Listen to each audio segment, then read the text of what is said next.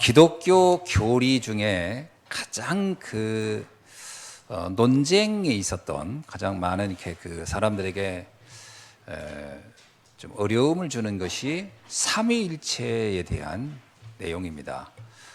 우리는 유일신 하나님을 믿는다라는 것인데 왜 성령 또 예수님, 하나님 이 삼위일체가 그러면 도대체 뭐냐? 그렇게 이제 오해할 수가 있거든요. 그래서 이 삼위일체에 관해서 이거를 좀 부정하는 그런 사람들도 있죠.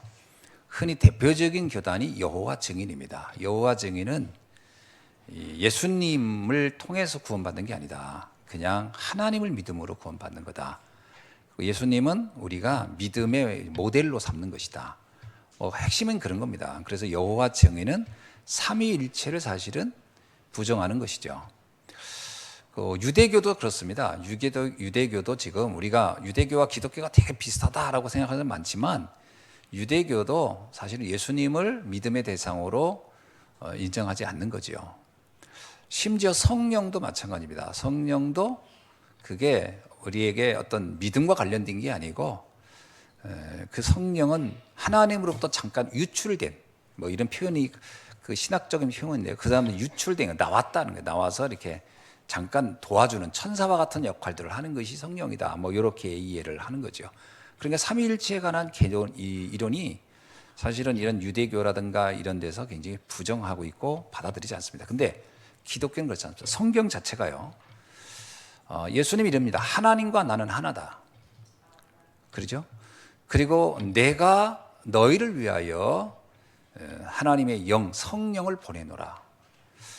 그리고 성령이 말할 수 없는 탄식으로 이렇게 합니다. 하나의 하나님과 동등한 인격체로 설명하고 있죠. 그 다음에 성령을 근심케 하지 말아라. 그 영이 그냥 유출된 존재가 아니고 그 성령 자체가 독립적으로 활동하고 있고 그것이 구체적으로 우리의 신앙과 관련됐다고 성경은 분명히 말하고 있거든요. 그래서 마태복음 28장 19절에도요. 아버지와 아들과 성령의 이름으로 세례를 주고 이렇게 나옵니다. 분명히 성경에는 삼위일체를 명확하게 얘기하고 있어요. 그럼 이게 어떻게 해석을 해야 되냐? 우리는 분명히 유일신 하나님을 믿는다고 하는데 또 신이 세 개냐? 이렇게 묻는 분들이 있습니다. 삼위일체를 해석하는 데선 가장 중요한 것이 뭐냐?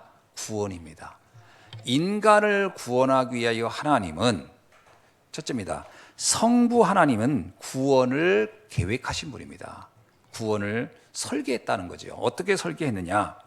인간이 하나님의 형상대로 창조된 인간이 사단에게 속아서 하나님을 떠난 것이 원죄라는 겁니다. 원죄는 인생 모든 문제를 한 단어로 표현하라 그러면 원죄예요. 그게 원죄입니다. 인생 모든 문제를 한 단어로 표현하라면 죄죠. 왜냐? 하나님과 분리됨으로 생긴 모든 문제니까요.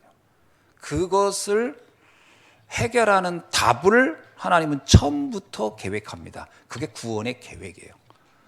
창세기 3장 15절입니다.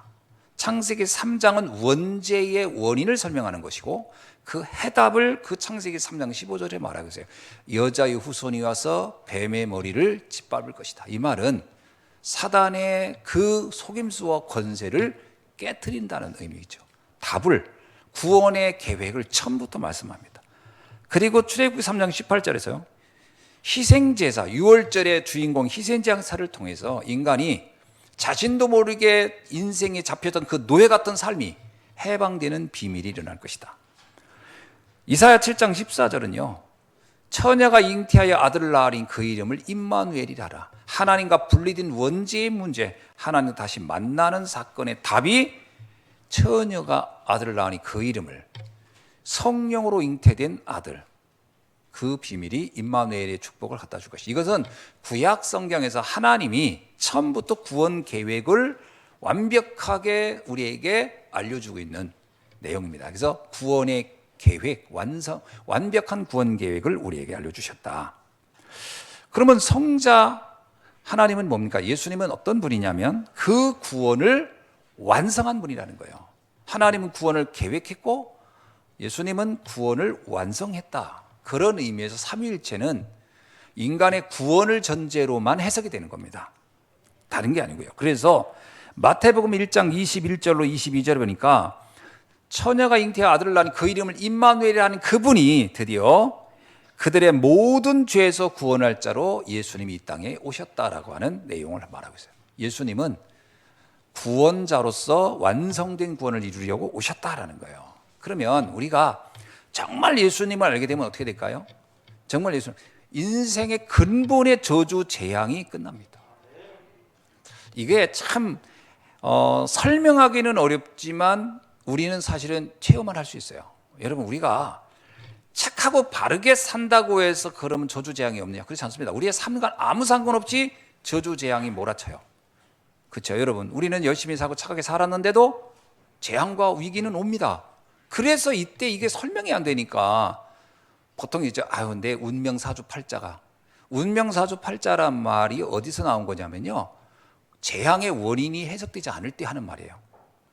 불행의 원인이 해석되지 않으면 그때 쓰는 말이 운명사주팔자라고 합니다. 나는 원래 그렇게 살도록 돼 있나? 이런 거거든요. 나는 이렇게 고통스럽게 사는 게 내 운명일까? 이 생각을 하는 그때 쓰는 단어가 운명사주팔자거든요. 그렇지 않다는 거예요. 운명사주팔자는요, 원인을 모르는 불신자들이 쓰는 가장 대표적인 말이에요. 옛날에 저희 할머니가 늘 그랬어요. 제 할머니하고 저하고 같이 지냈었거든요, 한동안. 그때 할머니가 늘 이상하게 이렇게 할머니가 밥 먹거나 뭐 할 때마다 나한테 희한한 교육을 시켰어요. 아이고, 내 운명사주팔자. 그러니까 그 할머니가 그 외지에 와서 내 밥을 내주고 있는데, 학교 다닐 때인데 밥 해주는 게 그렇게 힘들었나 봐요. 할머니도 뭐 친구도 만나고 시골에서 좀 살고 싶은데 손자가 이렇게 이제 도시에 가 있다니까 할 수 없이 이제 우리 외할머니가 저를 이제 도와주겠다 해서 자발적으로 오셨는데, 이게 외롭잖아요. 친구도 없고. 그러니까 매일 나 밥 해주면서 하는 얘기였어요. 아이고, 내 사주팔자야. 네 학교 가면 난 뭐 하는 줄 아냐? 나는 종일 감옥에 있다. 아이고, 내 운명사주팔자. 그 얘기를 늘 하셨어요. 그래서 내가 할머니 친구 좀 만나야 했더니 친구를 만날 수 있냐 그러더라고. 근데 어느 날 이제 어머니가 미숫가루를 타와가지고 이만큼 그 옛날 그걸 갖고 왔는 거야. 그걸 이제 여름에 태워가지고 이제 시골 할머니들 옆에 있는 분들 줬더니 너무 좋아하는 거예요. 그랬더니 한 얘기가 미숫가루 친구 생겼다 그러더라고. 근데 그 할머니가 늘 했던 말이 있었어요. 내 운명사주팔자야. 그것도 그냥 하는 게 아니에요. 꼭 무릎을 한번 치면서. 저는 그런 줄 알았어요. 우리가 뭔가 불행이 오고 재앙이 오면 이게 운명인가 보다라고 생각했어요. 성경은 그렇게 말하지 않습니다. 원인은 어디서 왔냐? 하나님 떠난 데서부터. 그 원인은 사단의 속임수에서 인간이 고통이 왔다라는 거거든요. 그 해답은 인간이 해결할 수 없어요.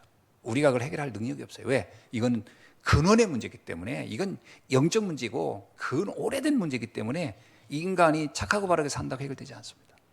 그래서 그리스도라고 하는 비밀은 이 근원 문제가 이해되면 깨달아져요. 그래서 하나님이 우리에게 답을 주셨구나. 근데 우리는 하나님을 알 수가 없잖아요. 그죠? 인간이 어떻게 하나님을 압니까? 하나님 안 보이는 존재인데. 그래서 자꾸 하나님이 없다 이렇게 얘기를 많이 하거든요. 시편에도 그런 얘기 하잖아요. 어리석은 자는 하나님이 없다 한다. 그러나 사실 하나님이 없다 그러면 이제 뭐예요? 그럼 사단이 하는 얘기 중에 창세기 3장의 가장 대표적인 건 네가 스스로 신처럼 돼. 네가 운명의 주인은 너야. 많은 사람들이 하나님이 없다고 하는 사람이 꼭 하는 얘기가 있어요. 내 인생의 운명의 주인은 나다. 내가 하면 되고 할 수 있고 뭐든지 하면 돼. 근데 맞습니까? 안 됩니다. 왜죠? 그러면 본인의 불행에 자기가 해결할 수 있나요? 우리는 내 불행 내가 해결이 안 돼요. 우리 습관 하나도 잘 바꾸지는 못해요. 그런데 어떻게 내 운명의 주인이 나라고 감히 말합니까? 그래서 하나님이 그리스도를 약속했다는 거예요.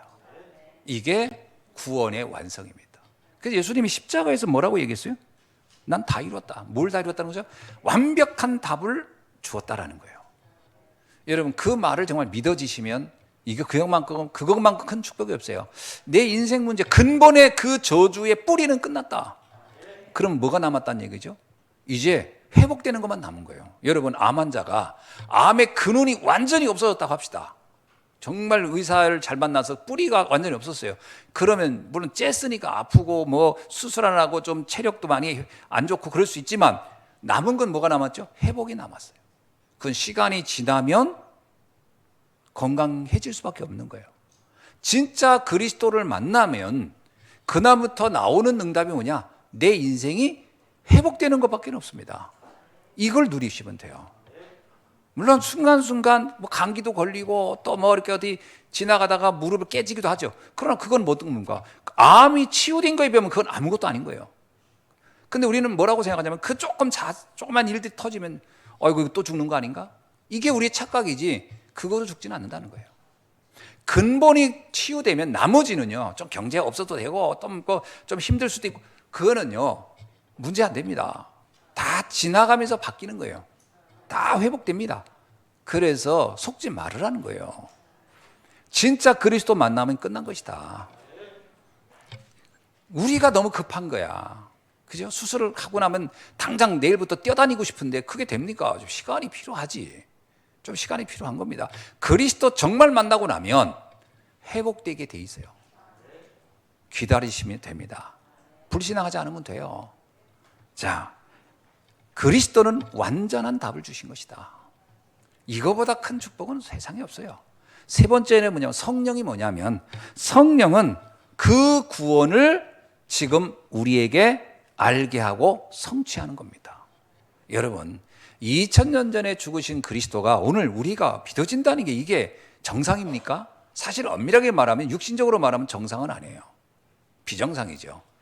본 적도 없고 만난 적도 없는데 그게 어떻게 믿어집니까? 근데 믿어지는다는 거예요. 어떻게 해요? 성령의 은혜로. 그래서 요한복음 16장 13절에 뭐라고 얘기했냐면 진리의 성령이 오시면 그가 너희를 모든 진리 가운데로 인도하시리니 그가 스스로 말하지 않고 오직 들은 것들을 말하며 장래일을 너에게 알려주시리라. 우리가요 어떤 영적인 세계가 내 노력의 결과로 믿어졌다고 생각하십니까? 그렇지 않습니다. 성령의 은혜로. 저는 그게 확실한 것 같아요. 저도 영적 세계가 안 믿어져 가지고 정말 힘들더라고요. 목사는 됐는데 이 영적 세계가 안 믿어지는 거예요. 그러니까 가장 큰 문제는 뭐냐면 약간 영적인 행동을 하는 성도를 보면 불안해요. 말해줄 수가 없으니까. 전에 그런 얘기 안 했습니까? 우리 교회에 어느 여자분이 교회를 이렇게 등록을 했어요. 근데 이분이 찬양만 하면 이렇게 여러분 같이 이렇게 찬양을 하잖아요. 그럼 그분이 갑자기 일어나요. 그때 보셨나요, 여러분? 몇 분은 보셨을 거예요. 갑자기 일어나요. 그리고 춤을 춰요. 일어나가지고 근데 찬양하는 동안 춤을 춰요. 이렇게 계속 돌아요, 여기를. 그러니까 불안하죠. 성도님들도 예배 드리면서 굉장히 심란했을 거예요. 그분이 계속 춤을 추니까. 그래서 제가 하지 말라 그랬거든요. 예배 시간에는 가만히 못 있겠대요. 몸이 움직인대요. 거의 신기가 있는 거예요, 이분이. 근데 이분이 직업이 은행장 부인이었어요, 그때. 지점장 부인. 네, 지점장 부인이었어요. 그러니까 많이 배운 분이에요. 엘리트예요. 근데 이상하지요. 자기도 알아요. 교양이 있으니까. 예배 시간엔 조용히 있어야 된다 알잖아요. 화장실 가면 목욕탕 옷을 벗어야 된다. 운동할 때 운동복 이거 다 구분하는 거 아닙니까? 상식적으로. 예배 시간은 가만히 있어야 되는 거 아시는데 이걸 못 하는 거예요. 춤추는 거예요. 그분이 뭐라고 하냐면 성령춤이래요, 자기가. 근데 내가 영적인 걸 잘 모르니까 뭐라고 말을 못 해주겠더라고요. 부담되대. 근데 복음을 알고 나니까 그게 정상이 아니었구나. 그게 영적 문제였구나. 알게 되는 거예요. 여러분, 근데 우리가 영적인 세계가 내가 스스로 노력해서 아느냐? 아닙니다. 성령께서 깨닫게 하신다는 거예요. 진리의 성령이 오시면 그가 너희를 모든 진리 가운데로 인도하시라. 여러분이 그리스도가 믿어지는 것은 나를 그리스도 믿도록 인도하는 분이 계신 거예요. 그리고서 그가 스스로 말하지 않고 오직 들은 것들을 말하며, 그게 무슨 말씀을 들은 것을 말하는 말씀을 깨닫게 한다는 거예요. 장래일을 너희에게 알려주시리라. 그래서 고린도서 12장 3절에 이런 말씀이 있어요. 성령으로 아니하고는 누구든지 예수를 주시라 할 수 없느니라. 그냥 예수가 그냥 공자나 마호메트처럼 그냥 3대 성인 또 4대 성인 훌륭한 분이야. 이건 누구나 아는 겁니다. 그죠? 그거는 불신자도 아는 겁니다. 역사에 기록되어 있으니까. 그러나 문제는 그 예수가 하나님의 완벽한 인생 문제의 해답인 그리스도라고 믿어지는 것은 다른 차원이에요. 그건 다른 겁니다. 예수님이 그냥 훌륭한 분이야 하는 건 누구나 할 수 있는 거지만 그분이 그리스도다, 인생 모든 저주 재앙의 해결자다라고 믿는 것은 완전 다른 차원이에요. 이것은 성령으로만 알 수 있는 것이다, 이렇게 얘기해요. 그래서 삼위일체는 인간을 구원하시려고 하는 하나님의 그 계획 속에서 나타나는 하나님의 굉장히 중요한 구원의 사역 속에 나타나는 표현들입니다. 그래서 하나님은 구원을 계획했고 예수님은 구원을 완성했으며 성령님은 지금도 구원을 성취하고 있는 것입니다. 자, 이렇게 이해돼야 삼위일체가 이해되는 거예요. 자, 오늘 본문은 어떤 내용이냐? 사도 바울이 이런 얘기입니다. 뭐냐면 우리가 구원을 받은 사건이, 내가 구원을 받고 하나님의 자녀가 되고 하나님의 그 어마어마한 축복 속에 들어간 이 부분이 과연 내 노력의 결과겠냐? 아니라는 거예요. 성령의 법으로, 성령의 역사로 된 것이다. 그래서 오늘 본문은요, 우리가 반드시 알아야 할 성령님의 역사에 대한 내용입니다. 첫 번째가 뭐냐? 성령께서 하시는 가장 중요한 사역 첫 번째는 우리로 하여금 복음을 알게 하는 것이다라는 겁니다. 이거는 어마어마한 거예요. 복음이라고 하는 것은 숨겨진 비밀입니다. 그래서 로마서 16장 25절에도 나오잖아요. 이거는 감추어졌던 것이다. 이게 쉽게 알 수 있는 게 아니라는 거예요. 왜 사람들이 복음에 관해서 무감각하냐? 무감각한 게 아닙니다. 감춰졌기 때문이에요. 왜 복음에 대해서 사람들이 거부감을 갖냐? 거부감을 갖는 게 아닙니다. 모르는 겁니다. 모르는데 그럼 당연히 거부감이 있죠. 알면은 이런 거구나. 그러면서 제가 아는 목사님이 저한테 자주 그 별자리 얘기를 많이 하거든요. 뭐 해왕성이요, 명왕성이었더니 뭐 나보고 뭐 태양계가 같더니 막 이런 얘기를 해요. 난 그 얘기할 때 되게 짜증나요. 난 잘 모르는데 뭐 빛의 속도가 어쩌니 막 그런 얘기를 막 합니다. 강의를 하면 한 30분씩을 그걸 떠들어요. 근데 왜냐면 이분은 막 그거에 대해서 아는 게 많아. 아는 게 많은데 이게 사람들이 이 어마어마한 세계를 모른다는 거예요. 그 나한테 내가 잘 모르니까 답답해요. 그리고 얘기했다가 그만해. 그러면요 상당히 서운한 듯한 이걸 알아야 되는데 내가 모르니까 재미없어요. 마찬가지입니다. 사람들이 왜 복음에 대해서 무감각하냐? 복음을 모르기 때문에. 숨겨진 세계예요. 근데 제가요 계속 듣다 보니까 어때요? 조금씩 관심이 가요. 그렇구나. 야, 이게 우주라는 게 대단하구나. 그러면서 무슨 얘기하자면 그 얘기 마지막이에요. 많은 책을 읽어봤대 보니. 근데 이 어마어마한 우주에 생명차가 있는 행성은 딱 하나, 별은 하나. 뭐냐? 별은 원래 지구는 별이 아니거든요. 태양이 별이거든요. 이게 빛을 스스로 내는 게 이제 태양이라고 하는 거죠. 그게 별이라고 하는 건데 그 중에 태양계 딱 하나, 지구에만 생명이 있다. 그 얘기하면 또 은혜가 되더라고. 여러분, 우리가 이 어마어마한 영적 세계, 이 부분이 대부분 감춰져 있는 거예요. 그 중에 가장 중요한 게 복음. 이 복음이 성령의 역사로만 알 수 있다. 그래서 고린도전서 12장 3절은 어마어마 중요한 얘기입니다. 성령으로 아니하고는 예수를 주시라 할 수 없느니라. 골로새서 1장 25절 27절까지 보면 이 비밀은 만세와 만대로부터 감췄던 것이기 때문에 이거를 사람들이 모른다는 거예요. 그런데 그것이 바로 이 성도들에게 나타났는데 그 비밀의 내용이 뭐냐? 너희 안에 계신 그리스도라. 이렇게 얘기합니다. 그러니까 예수 그리스도가 바로 가장 중요한 비밀인데 이 비밀이 성령님에 의해서 우리가 알게 됐다. 그래서 요한복음 14장 17절에도요. 이 성령님을 가리켜 뭐냐면 진리의 영이다. 이렇게 합니다. 진리가 뭡니까? 진리가 불면하는 거예요. 진리란 원래 가변적인 건 진리라고 하지 않습니다. 절대 변하지 않는 거. 절대 변하지 않는 진리가 뭐죠? 인간을 구원하는 하나님이 구원의 그 방법은 영원한 거거든요. 그 그리스도입니다. 그리스도야말로 진리 중에 진리거든요. 그래서 진리를 알지니 진리가 너를 자유케 하리라, 이 말도 그리스도 이 답을 알면 이제 답답함이 다 해결되는 거예요. 그래서 자유로워진 거예요.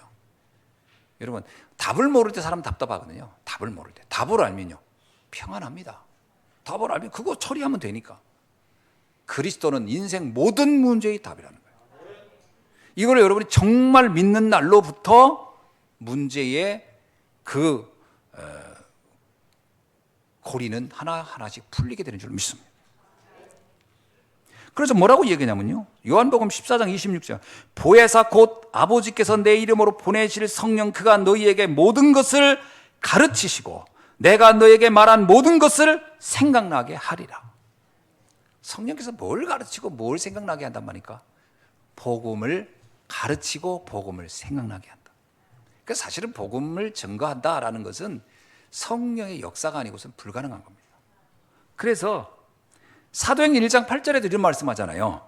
성령으로 아니하고 이 오직 성령이 너에게 임하시면 그 성령으로 인해서 땅끝까지 복음의 증인이 될 수 있는 것이다. 성령이 임해야 전도가 되는 거예요. 그래서 전도는요, 내 의지와 노력이 아닙니다. 성령의 역사입니다. 왜냐? 고린도후서 4장 4절을 보면 이런 말씀이 있어요. 이 세상 신이 믿지 아니하는 자들의 마음을 혼미하게 하니 그리스도 영광의 복음의 광채가 비치지 못하게 하는이라. 왜 사람들이 복음을 모를까요?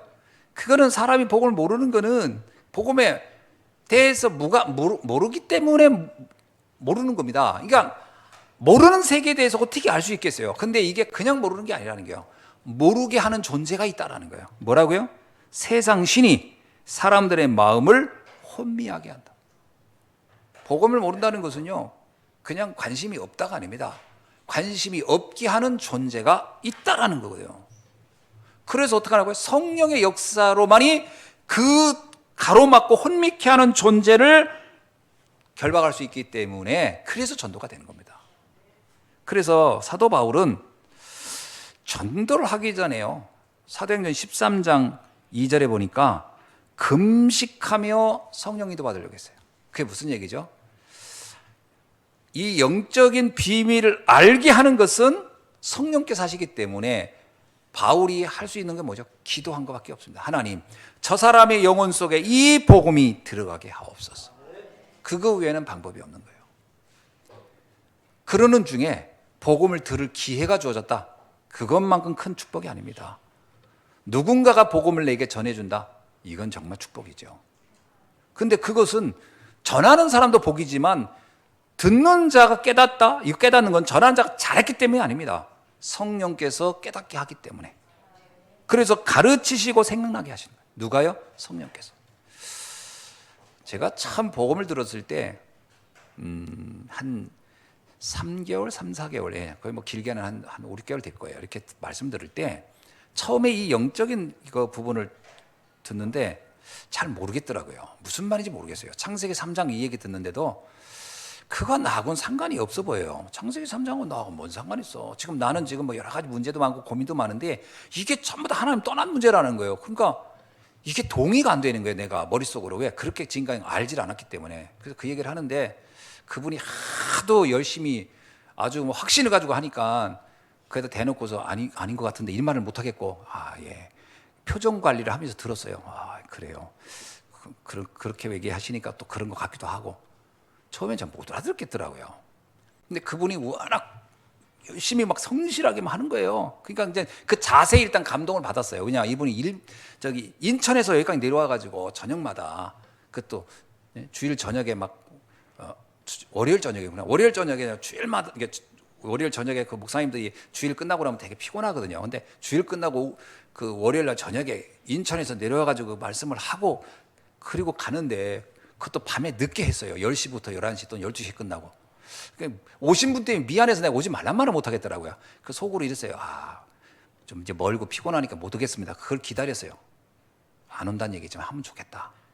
근데 계속 오시는 거예요. 거절을 못 하겠는 거예요. 계속 오시는데. 그래서 하루는 이랬어요.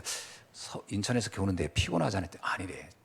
너무 행복하고 편하고 이렇게 목사님이 이렇게 말씀을 듣고 있으니 너무 기뻐서 그냥 단걸음에 오기 때문에 안 피곤하다는 거예요. 그러니까 오지 말라 말 못하겠더라고요. 그래서 계속 들었죠. 한 3, 4개월 들었나요? 들었는데 갑자기요. 딱 듣는 중에 확 깨달아지는 거예요. 내 인생 문제가 그동안 내 무능도 아니고 어떤 집안의 어떤 문제도 아니고 어떤 사람을 잘못 만난 게 아니고 하나님 떠난 문제였구나. 이게 확 깨달아지는 거예요. 그러면서 내 인생이 그 지난 날이 쫙 이렇게 무슨 그 영화 필름 지나가듯이 내 인생이 이래서 내 인생이 지금까지 행복하지 않고 불행했구나. 이게 쫙 떠오르는 거예요. 그러면서 나도 모르게요. 눈물이 나더라고. 여기서 내가 빠져나왔구나. 딱 그 답이 그리스도라고 하는데 그때 비로소 깨달아서 그리스도가 이거의 문제, 내 인생 문제 답이구나.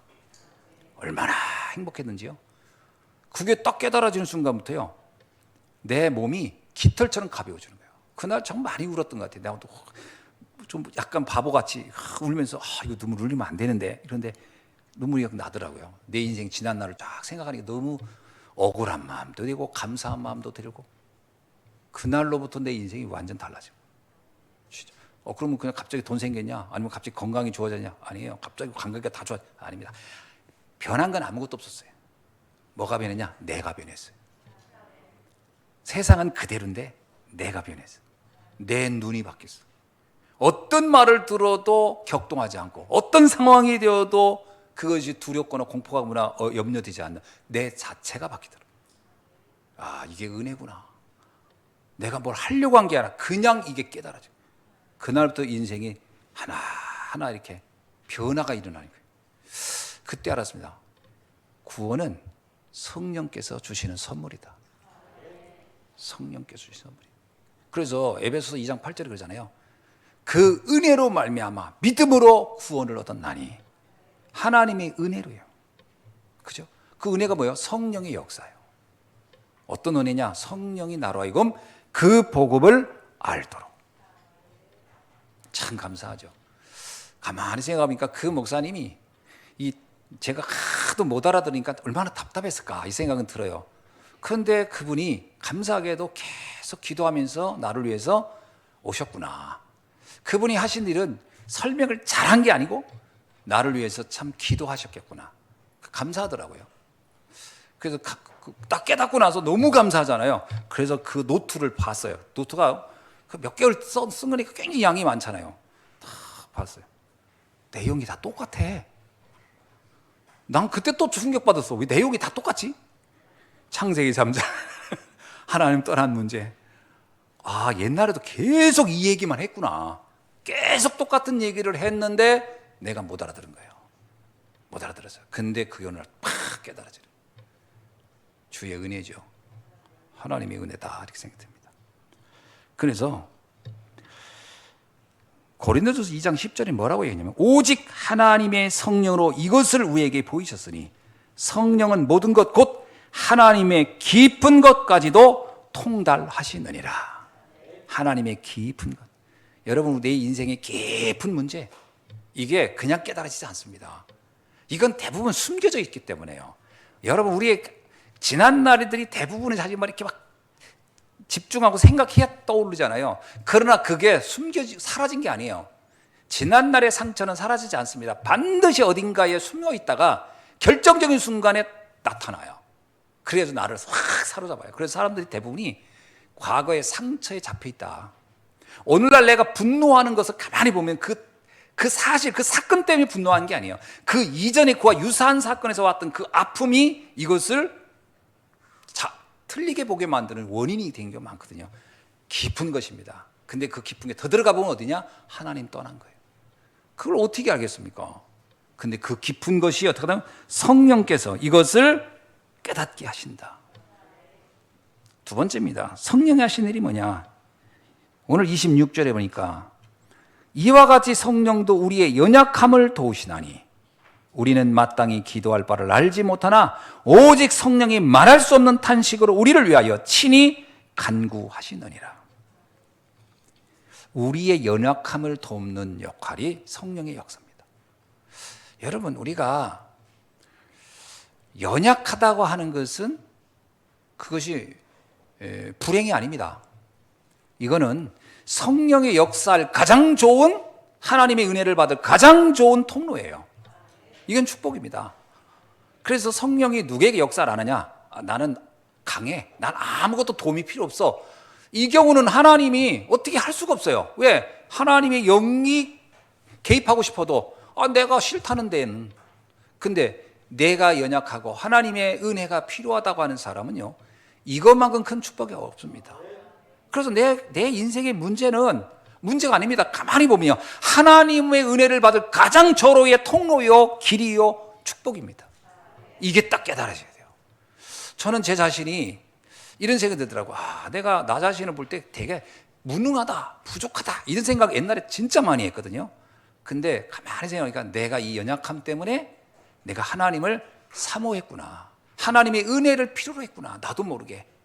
그게 나에게 축복의 통로가 된 거예요. 그때 하나님은 어떻게 했다고요? 나의 연약함을 도우려고 탄식하면서 나를 도우려고 하셨다는 거예요. 이게 얼마나 감사한지요. 이래서 내가 이 영적 세계를 알게 됐구나. 여러분, 히브리서 4장 15절에 이런 말씀이 있습니다. 우리에게 있는 대제사장은 그 예수 그리스도죠. 우리의 연약함을 체휼하지 않을 뿐이 아니요. 참 말이 좀 어려운데, 체휼하지 아니하시는 분이 아니요, 이 말은 뭐냐면 우리의 아픔과 고통에 대하여 무감각한 분이 아니요. 주님은 어떤 분이라고요? 우리의 아픔과 고통에 대하여 주님은 깊은 관심을 갖고 있는 분이요. 어떻게 생각하십니까? 저는 제가 그 아픔과 고통 속에 있을 때 가장 많이 생각했던 게 이거였거든요. 세상에는 나 혼자밖에 없구나. 이 생각 진짜 많이 했거든요. 이 세상에 누가 내 아픔을 알랴? 누가 내 고통을 알겠나? 이런 생각 진짜 많이 했어요. 근데 아니었어요. 진짜 내가 그리스도를 안는 날부터 주님은 우리의 아픔과 고통을 알고 계시다는 거죠. 그러면서 뭐라고요? 우리의 연약함을 어떻다고요? 그거에 대해서 책망하는 게 아니에요. 너 왜 그렇게밖에 못해? 너 왜 그렇게밖에 못 살아? 라고 하지 않는다는 거예요. 그것은 나의 연약함이고 그게 나의 아픔이고 나의 고통이기 때문에 주님은 그걸 놓고 어떻게 한다고요? 함께 탄식하며 그것을 회복되기를 원하고 있다. 이게 얼마나 놀라운 일입니까? 그러면서 시편 103편 14절에도 이런 말씀이 있어요. 이는 그가 우리의 체질을 아시며 우리가 단지 먼지뿐임을 기억하심이로다. 우리의 체질이 어떻다고요? 우리의 체질은요, 진짜 이게 아침 저녁으로 변덕 심한 것도 인생이에요. 여자는 흔들리는 갈대, 그게 여자뿐입니까? 남녀 가릴 거 없이 우리는 흔들리는 갈대예요. 우리의 연약함은 말할 수 없어요.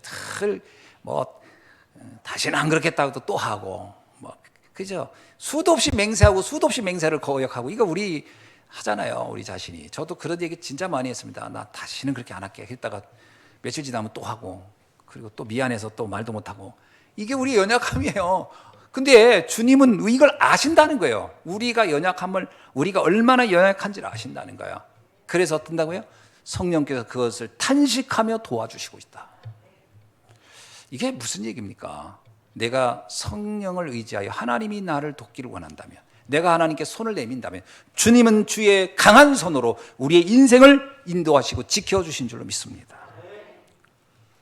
그래서 우리는 하나님께서 우리에 대해서요, 어떤 마음을 가지고 계시냐면 이겁니다. 빌립보서 1장 6절에 보니까 너희 안에서 착한 일을 시작하신 이가 그리스도의 날까지 이루실 줄을 우리는 확신하노라. 지금 이게 다 된 게 아닙니다. 여러분, 복음 알고 났다고 해서 내 삶이 당장 싹 바뀌고 변화되고 이럴 거라고 생각합니까? 그건 하나님 뜻이 아니에요. 어떤 면에서 원래 빨리 끓는 냄비가 금방 식어요. 그래서 하나님은 우리 인생의 여러 부분을 서서히 시간표를 가지고 갱신되기를 원해요. 그래서 당장 안 되는 거에 대해서 너무 여러분 조급할 거 없습니다. 하나님은 조급하지 않아요. 왜냐? 완벽한 하나님은 목표를 가지고 있기 때문에 조급한 건 내 생각이지 하나님은 급하지 않아요. 정확한 시간표를 가지고, 여러분 농사꾼이 씨를 뿌리고 나면 어때요? 가을이 되면 반드시 열매 맺을 걸 알아요. 그래서 농사는 기다림이라고 하잖아요. 뿌리고 기다리는 겁니다. 근데 이걸 농사 지을 줄 모르는 사람들은 가가지고 차가 뿌리 뽑아주고 이거 언제 하면 자랐나 또 그거 안 자랍니다. 그러면 기다려야 돼요. 기다리는 거예요. 하나님도 우리 인생의 우리의 추수처를 알아요. 언제 우리의 삶이 변할지. 그래서 주님은 우리를 기다리고 계신 겁니다. 급할 거 없어요. 주님은 우리의 체질을 아시는데요. 우리가 그렇게 쉽게 바뀌지 않는다는 것도 아셔요. 그의 성령께서 탄식하며 기다린다는 말은 나쁜 의미가 아닙니다. 하나님은 정확한 시간표를 놓고 간절한 마음, 탄식한다는 말은요, 다른 표현으로 간절한 마음으로 우리를 이루어가고 계신 줄로 믿습니다. 그래서 이게 정말 믿어지면 어땠죠? 다른 성도의 상태에 대해서 조급하게 생각하면 안 돼요. 기다릴 줄 알아야 돼요. 어제도 이렇게 좀 같이 어느 목사님하고 만나서 이렇게 저런 얘기도 해봤는데, 목회를 제가 지금까지 한 1년 이렇게 하면서 목회가 뭐냐라고 묻는다면 일단 뭐 다른 얘기도 많이 있지만 한 단어로 보면 목회의 어떤 그 스킬이 뭐냐, 목회의 스킬을 뭐라고 합니까? 라고 한다면 저는 한 단어로 이렇게 할거예요. 기다림이다. 기다리는 거예요. 하나님의 역사를 기다리고 성도의 변화도 기다리고 기다리는 겁니다. 이거 못 기다려가지고요, 마치 농부가 씨 뿌려놓고서 언제쯤 와서 땅 파가지고 다시 보고 그러면 이제 영원히 열매 맺기 어려워요. 그냥 기다리는 겁니다. 하나님이 하실 날을 보면서. 조급할 거 없다. 자, 그렇다면 우리 자신이 하나님이 기다려주시는데 우리가 다른 사람에 대해서 어떻게 될까요? 진짜 성령의 사람이라면 어떻습니까? 내가 정말 이분이 복음을 안다, 이것이 정말 믿어지면 우리에게는 다른 것은 급한 게 없습니다. 이 사람이 복음을 알기를 원하는 것은 우리가 급할 수는 있어요. 그죠? 때를 얻든지 못 얻든지 그리스도를 증거하라 했으니까 그거는 급할 수 있으나, 이미 복음을 알았다면 그 다음에 변화는 급할 거 없습니다. 하나님은 정확한 시간표를 가지고 하나님은 인도에 가시니까요. 그래서 다른 사람에 대해서도 기다릴 줄 알아야 돼요. 여러분, 우리가 자녀들에게 복음을 넣는, 오늘이 어린이주일 아닙니까? 복음을 내가 넣는 것은 급합니다. 시급하죠. 해야 됩니다. 언제든지 알아들여야 돼요. 그날도 하나님이 아시겠죠.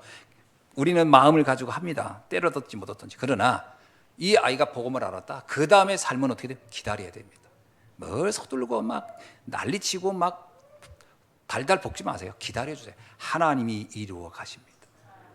나오잖아요. 분명히 너희 안에서 착한 일을 시작하시니까 그리스도의 날까지 이루실 줄을 우리는 어떤다고요? 확신하노라. 그걸 답답하게 생각하면 안 돼요. 확신하셔야 돼요. 그래서 진짜 성령의 사람은 어떤 사람이냐? 저는 기다릴 줄 아는 사람이라고 생각합니다. 여러분, 진짜 성령의 사람이 맞습니까? 그러면 다른 사람에 대해서 기다릴 수 있기를 바랍니다. 급하게 하지 마세요. 그래서 급한 것도 영적 문제예요.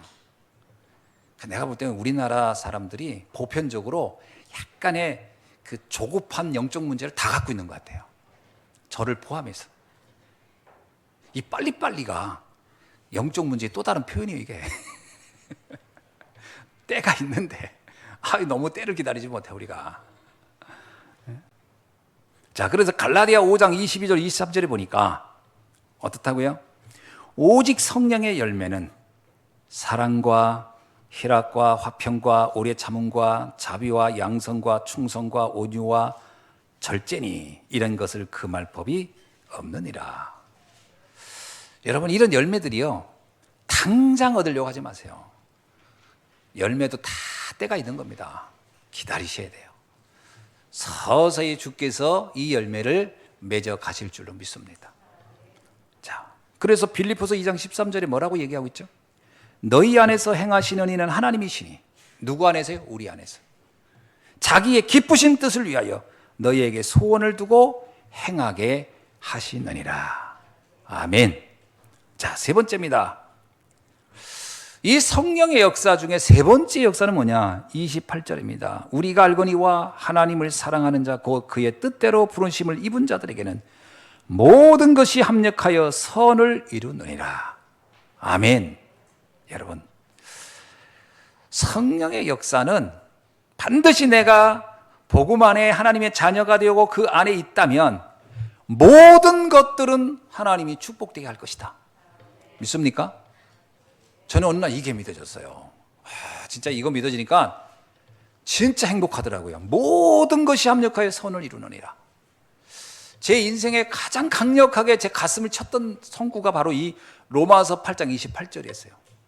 모든 것은요, 뭐 불행한 거, 슬픈 거, 안타까운 거, 나쁜 거, 좋은 거, 뭐 실패한 거, 성공한 거 다 포함한 겁니다. 모든 것입니다. 좋은 것만 말하는 게 아니고 안 좋은 거, 나쁜 것도 마찬가지예요. 아까도 뭐 우리 말씀 들었습니다만 요셉에게 보디발 아내는요, 사실은 축복의 사람이었어요. 자기를 억울하게 누명씌워서 감옥에 보냈지만 그 사건 때문에 요셉은 총리의 길로 들어서는 지름길로 갔으니까요. 그렇죠? 그러니까 어떻게 보면은 보디발 아내는 요셉에게는요, 안 만났으면 큰일 날 뻔했던 사람이에요.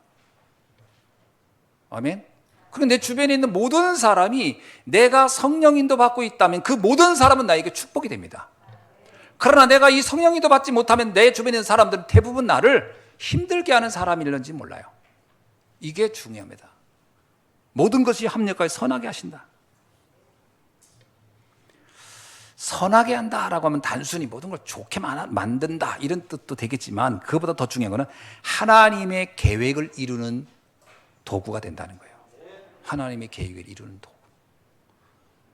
제가 전에 얘기 안 했습니까? 저도 처음에 이제 여기 천안에 와서 선거에서 개척했잖아요.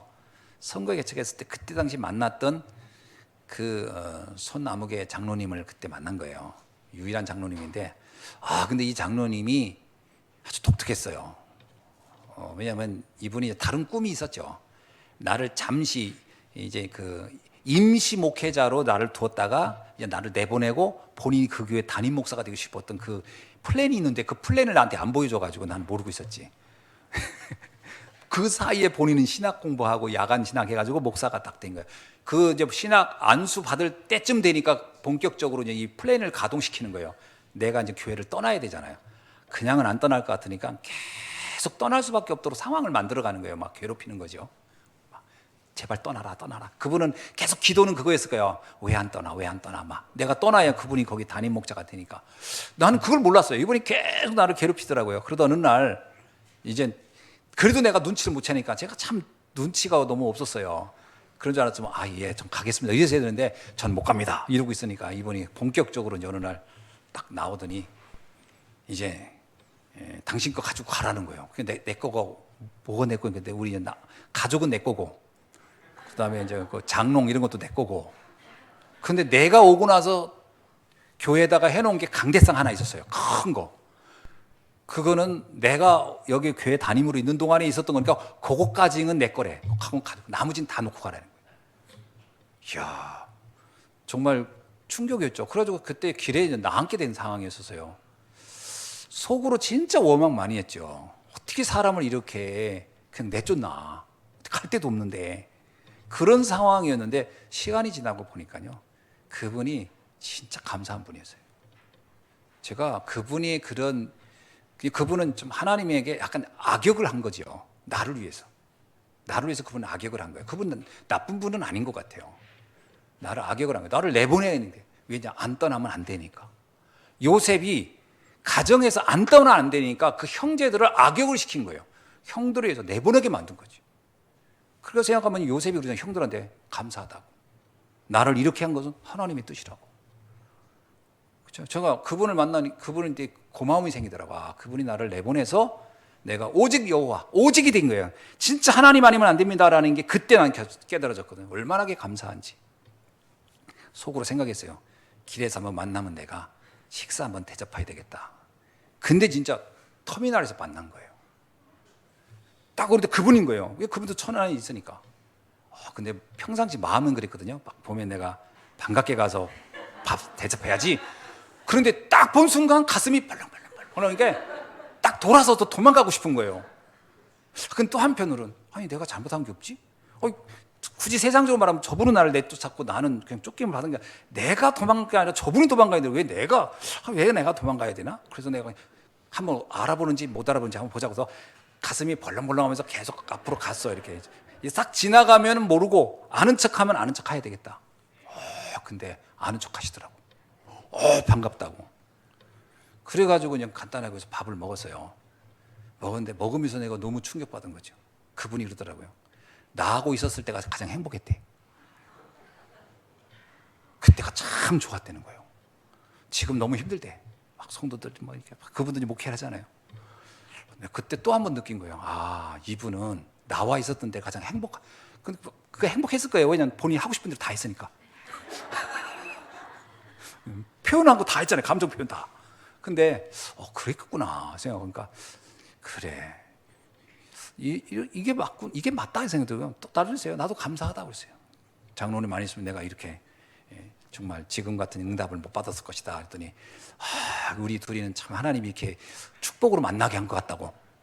그건 또 맞더라고요. 결론적으로 말이가. 그래서 감사하다. 그리고 제가 계산 딱 하는데 오는데 얼마나 흐뭇한지요. 내가 막 밥 사면 내 계산할 때 그 짜릿함 아세요? 그 묘한 그 뭔가 이게 좀 상쾌한 그 막 박하항을 딱 맞는 것 같은 하나님의 은혜. 모든 게 합력해서 하나님 거예요. 하나님은 하나님의 계획을 이루신다는 거예요. 그러니까 잘 보셔야 돼요. 지금 일어난 일들이 성령의 인도를 받으면요, 모든 것은 다 축복으로 만드신다. 아멘. 예. 이스라엘 백성이 광야길 간 거, 그게 그때 당시 백성들은 잘 몰랐어요. 이게 축복이지. 아닙니다. 그게 이스라엘을 한 대제사장의 나라로, 그리고 제사장의 나라를 통해 세계복음화는 여정으로 인도하기 위한 하나님의 훈련의 과정이었어요. 그러니까 축복한 감사한 일이죠. 여러분, 요셉도 마찬가지, 모세도 마찬가지입니다. 그래서 우리에게 주어진 모든 환경은 하나님께서 축복으로 하나님의 계획을 이루는 여정이다. 의심치 않기를 주의 이름으로 축원합니다. 자, 그러면 모든 게 감사한 거예요. 그래서 범사에 감사하란 말이, 이게 복음이 이해 안 되면요, 이게 굉장히 눌리는 말이에요. 어떻게 범사에 감사합니까? 그렇잖아요. 근데 이게 깨달아지면 범사에 감사란 말이 이게 정답이고 진리예요. 맞다. 감사하지 않을 게 없구나. 감사한 겁니다. 모든 게 감사한 겁니다. 아멘. 자, 그래서 결과적으로 이 선하게 함의 개정 목표는 뭐냐? 살리는 겁니다.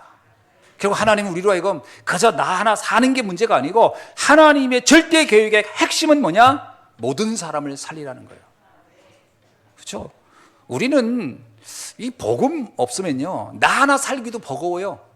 복음 없는 인생은 나 하나 생존하기도 어렵다니까요. 뭐 사랑과 관계, 뭐 세상은 그야말로 그냥 무한 경쟁 시대. 거기서 내가 산다는 것 자체가 얼마나 힘든지 뭐. 근데 복음 안에 있으면 내가 살리는 자로, 회복하는 사람으로 하나님이 나를 쓰신다는 거죠. 이거보다 축복이 어디 있습니까? 오늘 우리 예수님께 모든 성도님들 이제 하나님의 그 위대한 모든 것을 합력해서 선하게 하시는 살리는 응답의 주인공이 되는 응답 속에 들어갈 줄로 믿습니다. 자, 그래서 말씀을 맺습니다. 오늘 본문의 30절에 뭐라고 나오냐면 이렇게 말씀하고 있어요.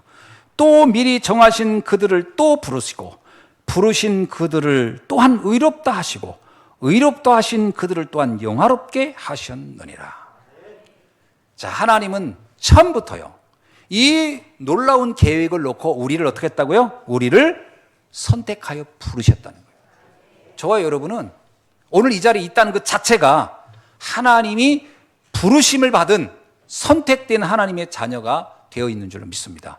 이게요, 교회 문턱이라는 게 사실 문턱은 없어요. 아무나 올 수 있어요. 근데 아무나 못 들어와요. 누가 오지 말라는 말은 아니에요. 그죠? 우리 성도님들, 권사님들 바깥에서 오세요 오세요 하잖아요. 근데 어서 오세요, 오셔서 뭐 빵도 먹고 뭐 밥도 먹고 하세요. 그래도 못 와요, 사람들이. 왜 그럴까요? 이게 하나님이 택한 자가 아니면요, 이 문턱 넘기가 이게 어마어마하게 힘들어요, 이게. 그러니까 여러분이 이 문턱이 이게 아무렇지도 않게 들어왔다, 이 자체가 이미 축복인 줄 믿습니다. 예. 저는 아무리 생각해도요, 교회 문턱을 이렇게 자유롭게 온다는 것은 이거 엄청난 축복이다. 예. 이게 쉽지 않습니다, 사실은. 하나님이 택한 자, 예정한 자가 아니고선 쉽지 않다. 에베소서 1장 5절 6절에 곧 창세전에 그리스도 안에서 우리를 택하사 우리로 사랑 안에서 그 앞에서 거룩하고 흠이 없게 하시려고 그의 기쁘신 뜻대로 우리를 예정하사 예수 그리스도로 말미암아 자기의 아들들이 되게 하셨느니라. 창세전부터 주님은 이미 우리를 택하시고 부르셨다는 거예요. 두 번째입니다. 뭐라고요? 우리를 부르셔서 또한 우리를 의롭게 하셨다. 하나님의 속성 중에 가장 큰 속성이 우리를 의롭게 하는 겁니다. 하나님은 하나님의 대속의 은혜 속에 들어오는 자를 의롭다. 그래서 누구도 너를 정죄하지 못할 것이다. 너희를 의롭다 하는 이는 누구시라고요? 그리스도시다. 하나님께서 로마서 4장 25절에 예수는 우리가 범죄한 것 때문에 내줌이 되고 또한 우리를 의롭다 하시기 위하여 살아나셨느니라. 그러면서 로마서 8장 33절로 34절 누가 능히 하나님께서 택하신 자를 고발하리요? 의롭다 하시니는 하나님이시니 누가 정죄하리요? 하나님께서 우리를 부르시고 우리를 의롭다고 칭하여 주셨느니라. 아멘. 그래서 내 실수할 수도 있죠. 부족할 수 있습니다. 뭐 잘못할 수도 있고 뭐 어떤 때는 진짜 뭐 남들한테 야 어디 그럴 수 있어. 그건 우리들이 보는 기준인 거고요. 하나님은 어떻다고요? 하나님의 자녀에 대하여 의롭다고 칭하셨다. 누구도 너를 정죄하지 못할 것이니라. 할렐루야. 저는 이 확신이 있어요. 그래서 제가 때로는 이제 그 아버지로서는 또 아이들한테 또 제대로 못할 때도 있죠. 뭐 제가 그렇게 인격이 훌륭하지 않으니까 강단에 있는 데는 제가 거의 하나님의 수준으로 하지만 말씀 자체가 하나님의 말씀이니까 딱 내려가면 이제 내 인격 그대로 나오죠. 집에 가면 또 부족한 것도 있고 그렇습니다. 근데 한 번도 제가 여기 보고 말고 이후로 나는 왜 이러지? 이런 생각 별로 안 해요. 나는 의인이다. 나는 하나님이 나를 의롭다 하셨다. 너희들이 나를 정죄할 수 없다. 당신이 나를 정죄할 수 없다. 하나님이 나를 의롭다 하셨다. 그거는 나를 정죄하는 것은 하나님께 대드는 거야. 여러분, 이 당당함이 이게 얼마나 나를 행복하게 하는지 몰라요. 이게 평안. 그러니까요, 이게 참 이게 어마어마한 축복입니다. 나를 선택하시고 나를 의롭다 하셨다. 아멘. 그 다음에요, 세 번째 뭡니까? 너를 의롭게 할 뿐만 아니라 어떻게 하요? 또한 그들을 영화롭게 하셨느니라. 야, 영화롭다는 얘기는 뭐예요? 원래 영광, 영화 이 단어는 하나님께만 쓰는 단어거든요. 근데 우리를 영화롭다라는 게 뭐예요? 하나님의 보좌의 축복 속에 들어가게 하신다. 우리의 미래가 완벽하게 보장됐다는 얘기예요. 여러분, 우리의 미래는 완벽하게 보장됐습니다. 아무것도 두려워할 게 없어요. 이 땅에 사는 동에도 하나님이 함께 하시기 때문에 모든 것이 합력하여 선하게 하실 것이고 우리의 미래도 하나님이 영원한 영광 속에 우리를 들어가게 하실 거니까 아무것도 걱정할 게 없어요. 사실은 이제 우리가 할 일은 딱 하나밖에 없어요. 누리는 겁니다. 누리는 것밖에 없어요. 문제요? 문제 될 거 없습니다. 하나님이 문제를 축복으로 바꾸실 거니까요. 갈등이요? 갈등 될 거 없습니다. 하나님이 나를 위해서 갱신시킨 사인으로 보면 됩니다. 뭐가 문제가 되겠어요? 위기요? 아닙니다. 하나님이 그걸 기회로 만드실 겁니다. 아무것도 문제되지 않아요. 그래서 히브리서 10장 19절에 말하잖아요. 우리가 예수의 피를 힘입어 성소에 들어갈 담력을 얻었느니라. 이미 우리는 천국에 갈 자격이 있다. 어떤 신부님한테 신부님 구원의 확신 있습니까? 했더니 아이고 그거 죽어봐야 알죠. 내가 죽어보면 이미 늦는데 이미 알고 가는 거예요. 하나님은 우리를 영화롭게 할 것이라고 약속하셨으니까요. 오늘 말씀을 맺습니다. 과거의 무서운 운명에서 이미 우리는 해방됩니다. 하나님이 우리를 구원하셨기 때문에. 현재의 고통스러운 문제 걱정할 거 없습니다. 하나님은 모든 것을 합력하여 선하게 하실 것이니까요. 여러분의 미래에 대한 두려움 있습니까? 문제될 거 없습니다. 하나님은 우리를 영원히 영화롭게 천국을 보장하고 우리에게 갈 시민권을 우리에게 주셨기 때문이죠. 이 땅에서 아무것도 문제될 게 없어요. 성도의 특권은 누리는 겁니다. 아멘. 그 누리면 방종하란 말이 아니에요. 말씀의 흐름 안에서 말씀을 타면서 행복하게 사는 것이 우리의 특권입니다. 사단은 자꾸 우리를 자꾸 정죄합니다. 뭐 이게 문제 있어, 이게 실수했어. 그거는 아무것도 문제되지 않습니다. 실수하면 어떡할 건데요? 실수를 통해 하나님은 축복으로 만들 것인데요. 걱정하지 않기를 바랍니다. 자, 오늘 이 축복이 우리 예수 함께 모든 성도님들에게 넘쳐나는 귀한 날이 되기를 주님의 이름으로 축원합니다. 기도하겠습니다. 하나님 감사합니다. 오늘 말씀 주신 성령님의 역사를 다시 한번 위드 임마누엘 원니스의 축복 속에서 과거의 모든 저주 재앙에서 완전히 주님 우리를 구원하여 주시고 오늘 내 삶의 모든 문제 속에서 주님은 모든 것이 합력하여 선하게 하여 주시며 나의 미래에 주님은 완벽하게 영화롭게 하시는 축복 속에 우리를 들어가게 하심을 감사드립니다. 오늘 이 비밀을 붙잡고 날마다 행복자로 승리자로 살아가게 하옵소서. 예수 그리스도의 이름으로 기도하옵나이다. 아멘.